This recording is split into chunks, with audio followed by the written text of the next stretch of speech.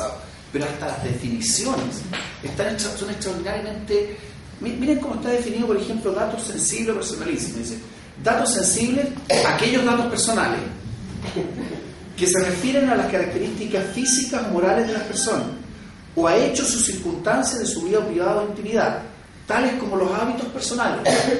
Por favor, una persona que sale a correr todos los días por la calle y que es visible en eso, cuando quieren decir hábito personal, ¿se están refiriendo a eso? Obviamente que no. Y después sigue, origen racial, las ideologías y opiniones políticas, las creencias o convicciones religiosas, filosóficas o morales, los estados de salud físico o psíquicos y la vida sexual. Cuando dice vida sexual no está queriendo decir vida sexual, está queriendo decir orientación sexual. ¿Sí? Y después miren la figura residual de la otra. Datos personales no sensibles son, escuchen esto, lo relativo a cualquier información concerniente a personas naturales o jurídicas identificadas o identificables. O sea, lo que estoy diciendo es que, sin que esto sea peyorativo respecto de este primer avance legislativo, estamos partiendo no solamente con un retraso normativo, sino que estamos partiendo con una situación legal muy imperfecta. Los derechos están mal establecidos, las definiciones son muy ambiguas, y eso es un tema no menor, por lo que creo que voy a poder explicar después. En segundo lugar, no solamente tenemos una línea base legal, llamémosla imperfecta o con rechazo, sino, y entiendo que esto es lo que aludía Felipe, está muy desequilibrada en perjuicio de las personas. Hoy día hay una situación de indefensión de las personas respecto al manejo de sus datos personales, y hay todo un mercado que no tiene regulación alguna, que está operando y que realmente genera una situación de indefensión privada de las personas.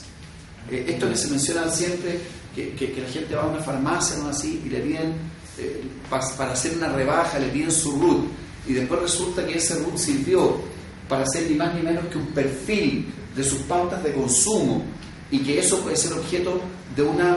eso tiene un valor económico. ¿Qué compran las personas o qué no compran? Bueno, eso realmente hoy día estamos frente a una situación, como les digo, de indefensión. Ni que decir del consentimiento. La lógica que apunta, y algo estamos haciendo en la Comisión de Economía del Senado en esta materia, un poco a esto de la autodeterminación de los datos, básicamente tiene que ver, en mi opinión, con que el principio del consentimiento, que debiera de alguna manera iluminar el acceso al almacenamiento, al tratamiento de los datos, simplemente es ilusorio. A la gente no le preguntan, la gente no sabe cuándo otorga su consentimiento para los efectos de la utilización de los datos.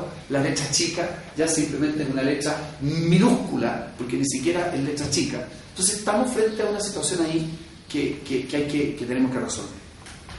En cuarto lugar, y aquí me sumo a lo que dice Juan Enrique y esto para bromear un poco con los ingenieros. Bien, la verdad de las cosas es que Churchill decía: la guerra es un tema demasiado importante para dejárselo a los militares. Estoy de acuerdo con eso. Pero los cálculos son demasiado importantes para dejárselo a los ingenieros. Entonces, yo francamente lo que quiero decir es que cuando se modelan, y aquí tenemos ejemplos que están, pero por ejemplo, lo que pasó con los tribunales de familia. La modelación de los tribunales de familia tuvo un pequeño error. Se equivocó en un 100% en toda su modelación. Donde se suponía que iban a haber 100.000 demandas, hubo 200.000 demandas. Entonces, podemos hacer otros ejemplos que pueden ser más polémicos de modelaciones a cargo de notables ingenieros, como el San Santiago, por ejemplo, que no deja de ser un ejemplo de modelación equivocada.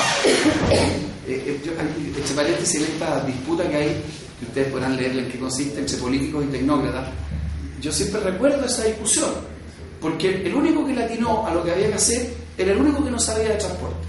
Cuando se discutió ahí cuando se había que implementar o no había que implementar, hubo uno que era de todos los que discutían, había uno, no así, una persona tenía instinto, dijo: esta cuestión me dice que lo voy a mandar mal.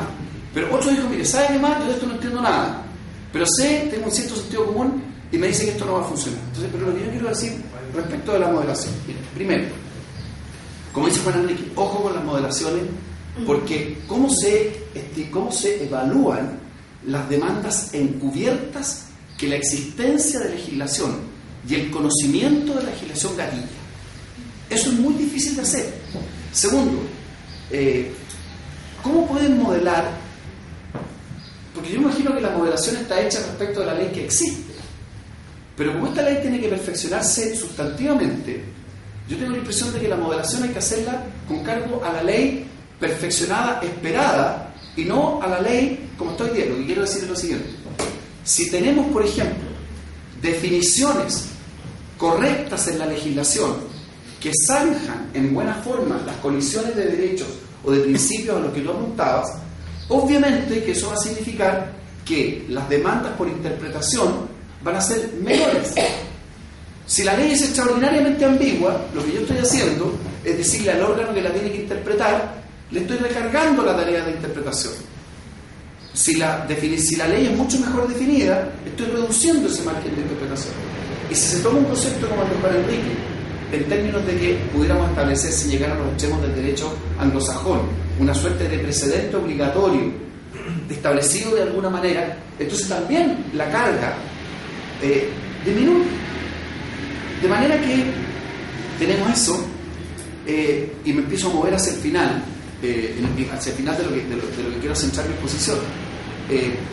Yo creo que es difícil decir, igual creo que se puede hacer, pero creo que es difícil decir dónde tiene que quedar esta institución si no sabemos cómo va a ser la ley.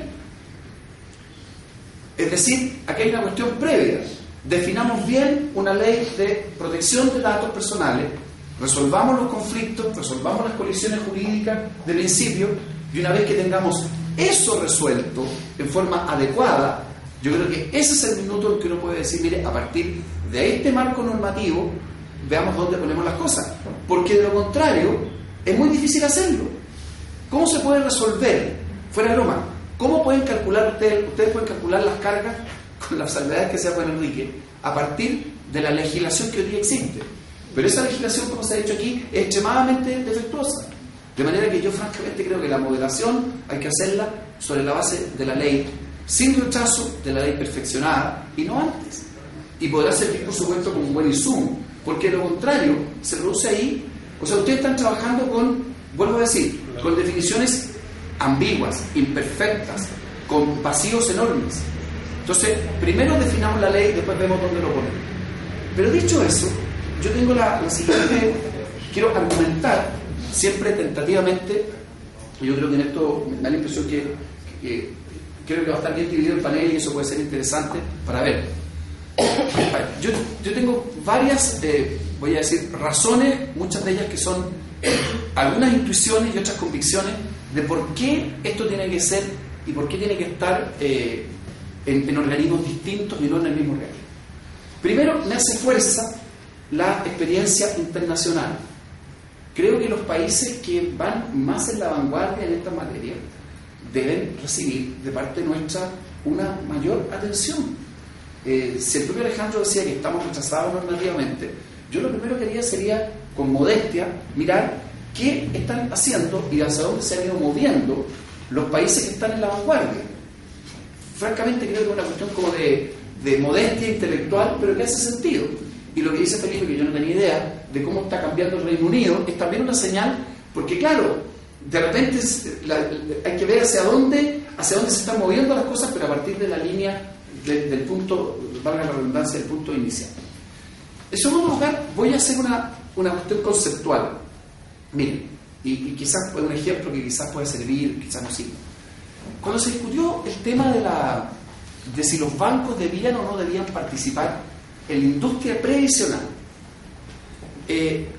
dentro de todo ese debate, de repente surgió un principio que es el que posteriormente a mí personalmente, y por eso que lo pongo arriba de la mesa, me ha ayudado mucho para resolver este tipo de cosas.